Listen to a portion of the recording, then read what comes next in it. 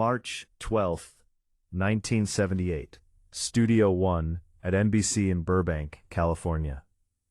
300 people packed into the audience, ready to watch America's most beloved late-night host do what he did best. But what nobody knew, not the cameras, not the crew, not even Johnny Carson himself, was that in 47 minutes, television would never be the same. Because on this night, Clint Eastwood didn't just walk onto that stage to promote a movie. He walked into the middle of a man's breakdown. And when Johnny Carson finally spoke the truth he'd been hiding for 16 years, the entire studio went dead silent. No laughter, no applause, just 300 people holding their breath, watching the king of late night remove his crown and show what it cost him to wear it. But here's what makes this even more powerful. Clint Eastwood, Hollywood's toughest man, the actor who built a career playing characters who never break, never cry, never show weakness, did something that shocked everyone.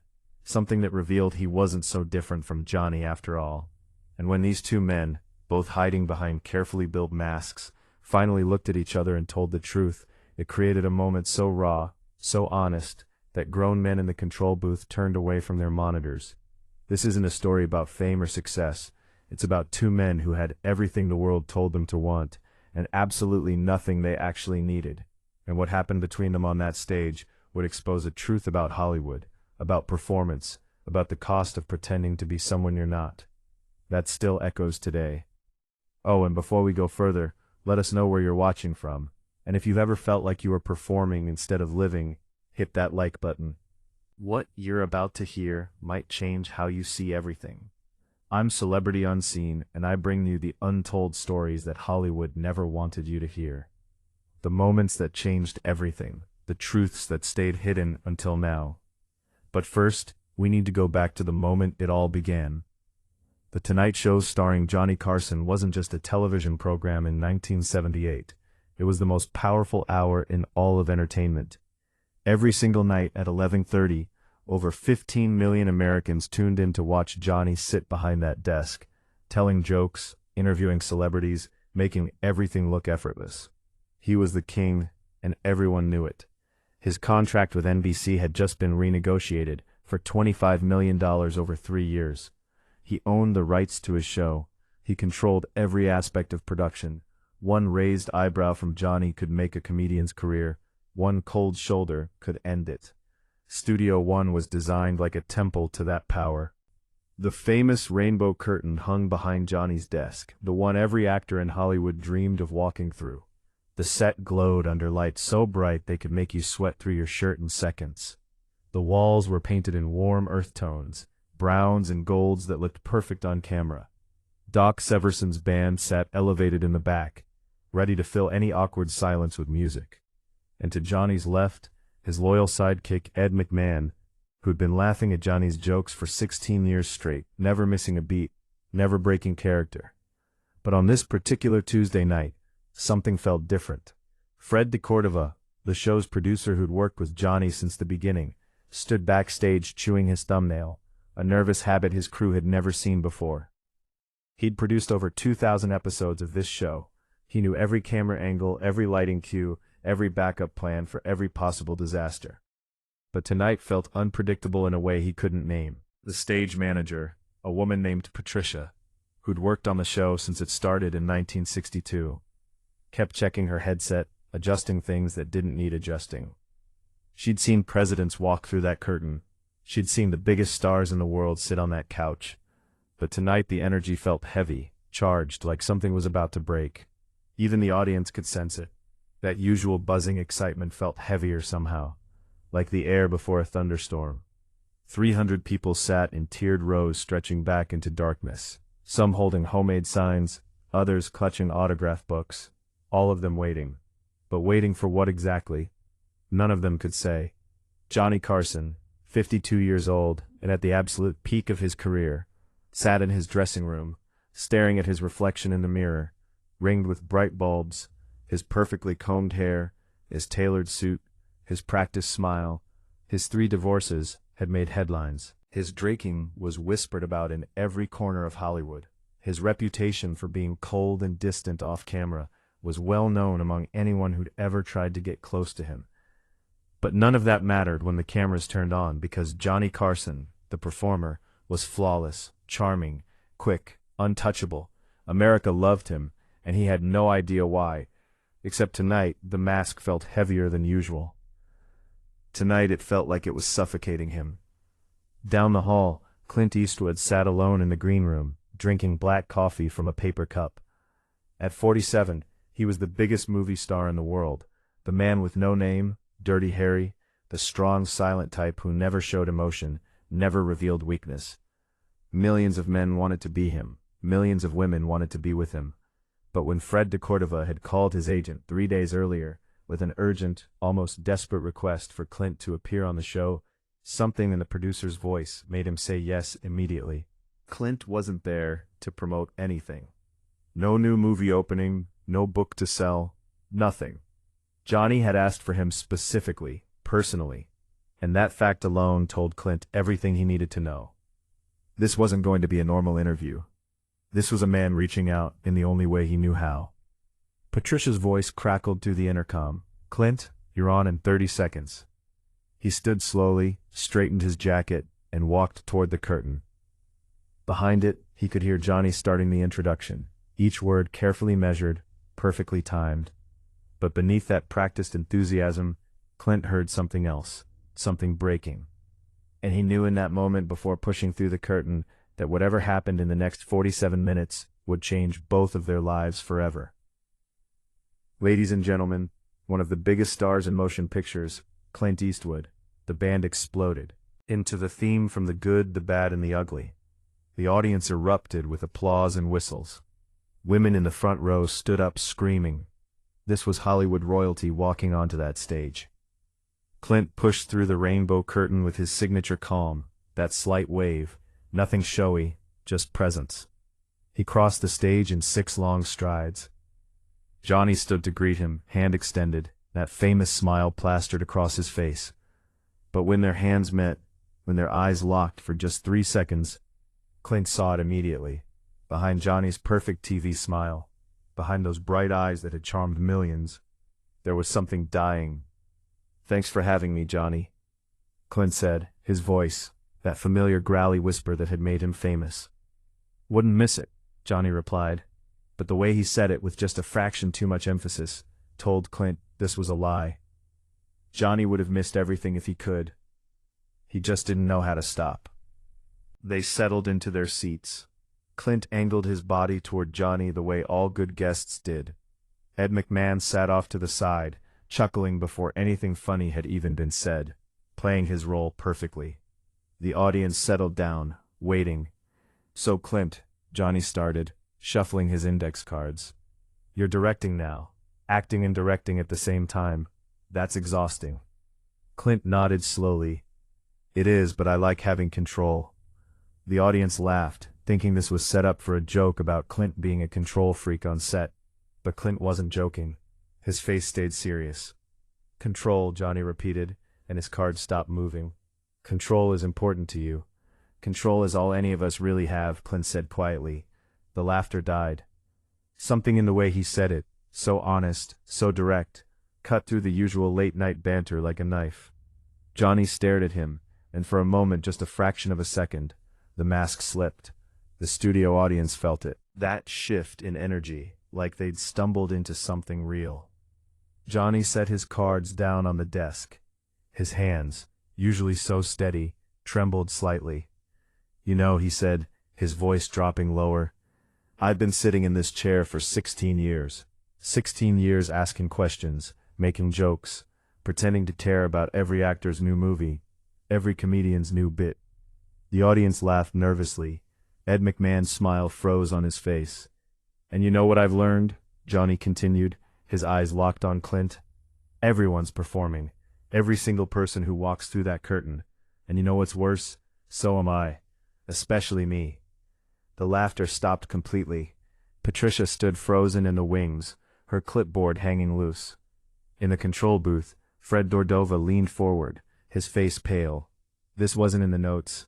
This wasn't scripted. Clint didn't move, didn't blink. Just watched Johnny with those famous narrowed eyes, seeing everything, judging nothing. What are you really asking me, Johnny? Clint's voice cut straight through the tension. Johnny's jaw tightened. His perfect TV composure started cracking right there on camera. I'm asking how you do it. How you keep going when you're not sure who you are anymore without the cameras watching. 300 people in that studio held perfectly still. Not a cough, not a shuffle, not a breath. This wasn't an interview anymore. This was something else entirely. And what Johnny Carson said next would change everything. I wake up every morning, Johnny began, his voice shaking just enough for the microphones to catch. And I look in the mirror and I don't recognize the man looking back. Because that man, the real Johnny Carson, he disappeared somewhere around episode 500, and I've been playing him ever since. His hands trembled now, visibly on camera. He didn't try to hide it. I'm 52 years old, Clint. I've done over 3,000 episodes of this show.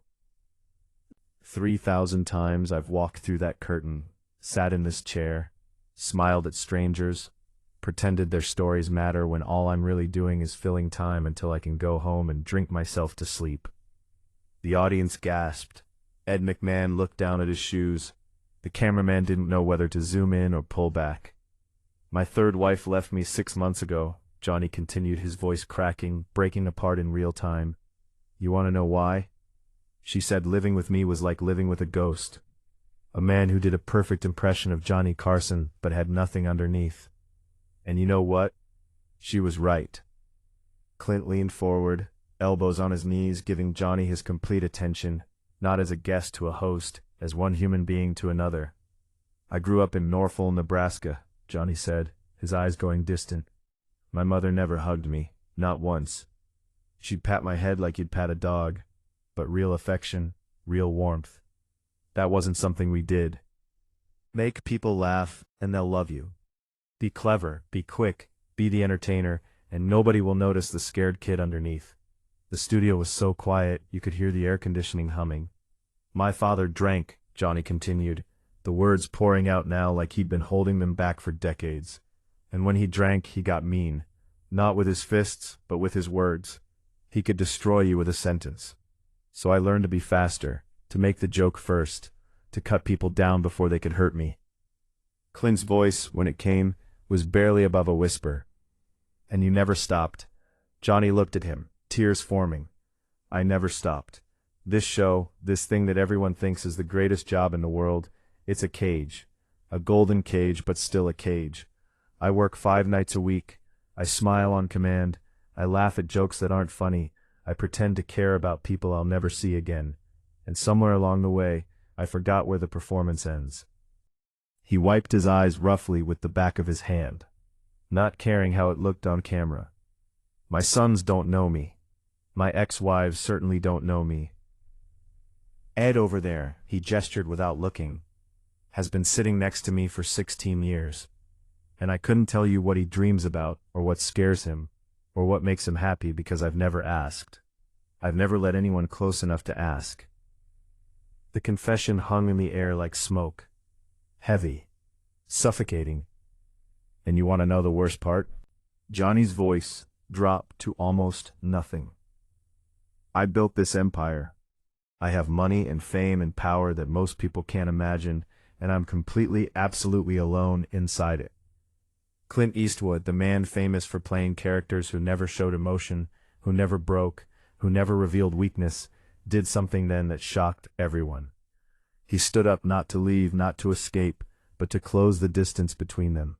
He pulled up Ed McMahon's chair without asking permission, sat down right next to Johnny Carson eye level, and spoke with an honesty that cut through 16 years of Hollywood pretending. Listen to me, Johnny. Everything you just said, I know it because I live it too.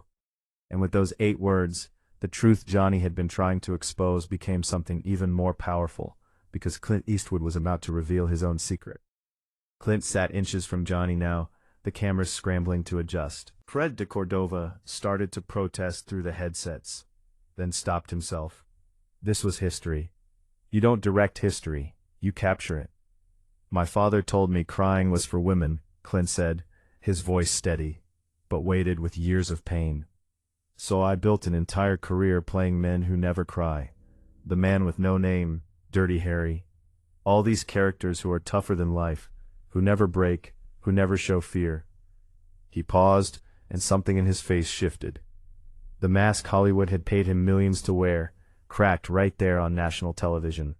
But you know what nobody sees? I go home to an empty house. I've been married twice. Both marriages failed because I couldn't let them in, because letting someone in means showing them you're not made of steel, and I was too scared.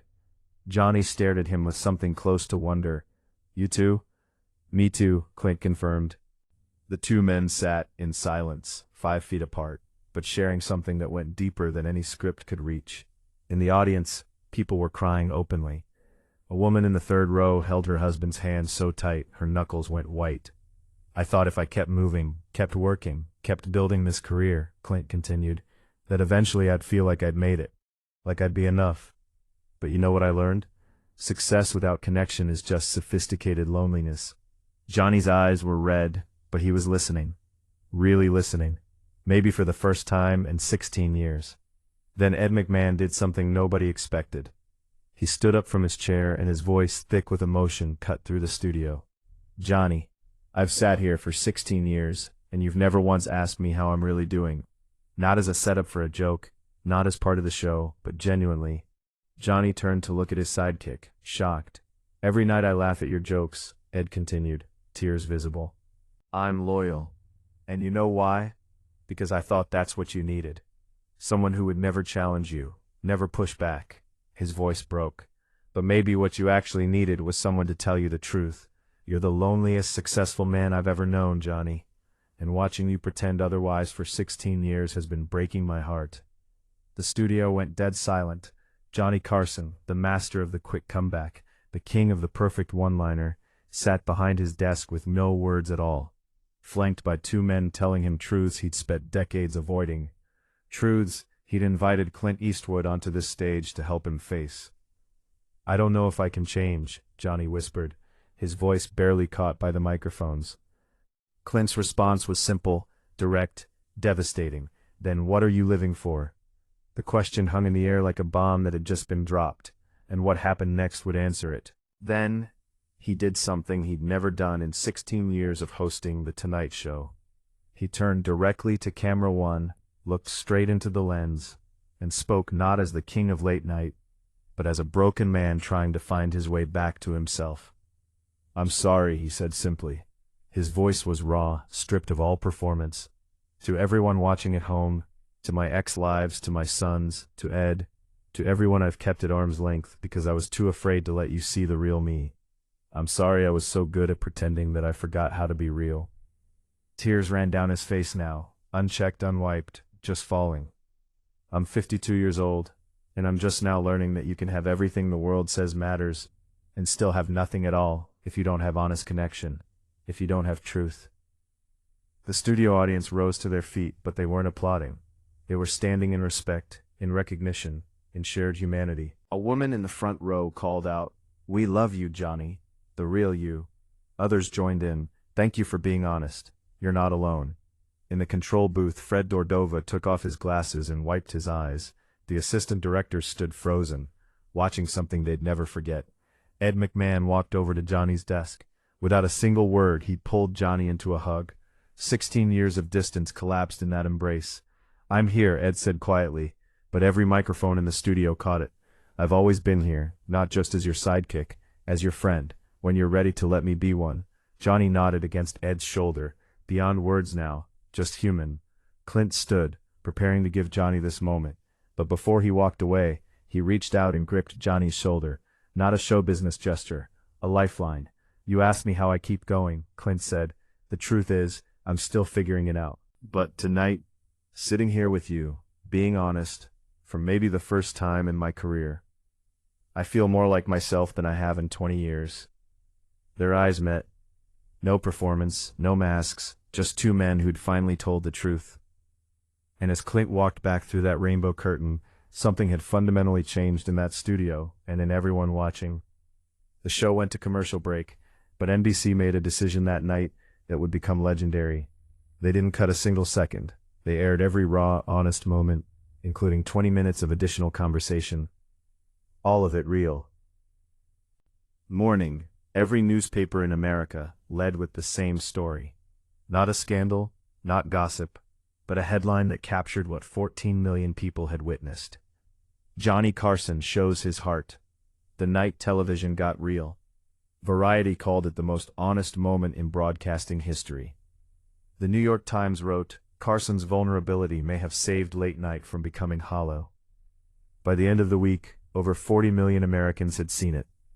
But here's what matters most. Johnny Carson didn't quit that night, though some expected he would. Instead, something shifted. He took a month off, the first extended break in 16 years, and spent it with his sons. Really spent it with them. No cameras, no performance, just a father trying to know his children. When he came back to The Tonight Show, he was different. Not perfect, not fixed, but present. I'm still learning, he told his audience on his first night back.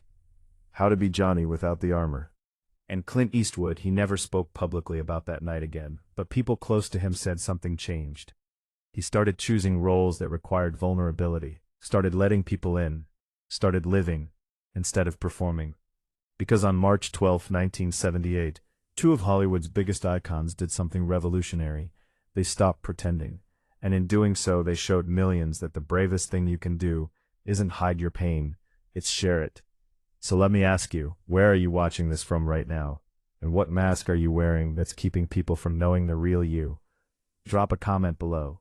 Because if Johnny and Clint taught us anything, it's that we're all performing in some way, and the only way out is truth. If this story moved you, hit that like button. If you know someone who needs to hear it, share it and subscribe for more untold stories about the human cost of fame and the power of being real.